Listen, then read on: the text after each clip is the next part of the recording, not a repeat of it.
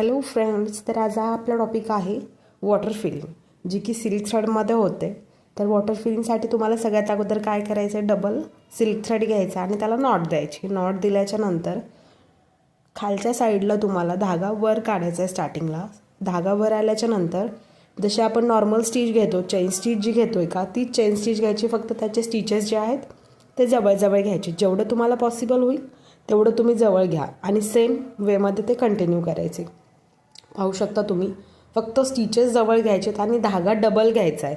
Single धाग्यामध्ये कधीच water feeling करायची नाही. जर तुम्ही सिंगल धाग्यामध्ये वॉटर फिलिंग करताय तर तो जो धागा आहे तो लवकर तुटतो. त्याच्यासाठी दोन धागे एकसोबत पकडायचे. सेम कलरमध्ये घ्या किंवा डिफरंट कलरमध्ये घ्या. डिफरंट कलर घेतले तर तुम्हाला समजेल की कोणता थ्रेड तुमचा वर आला आहे किंवा एकच थ्रेड वर येतो आहे की दोन्ही सोबत येत आहेत. कंटिन्यू तुमचे दोन धागे हे वरती आले पाहिजे. हे पहा, सेम वेमध्ये आता कंटिन्यू करायचं. ज्यावेळेस तुम्ही आतमध्ये टर्न करताय, टर्न केल्याच्या नंतर तोच धागा परत रिटर्न घ्यायचा बॅक साईडने. सेम वेमध्ये आता कंटिन्यू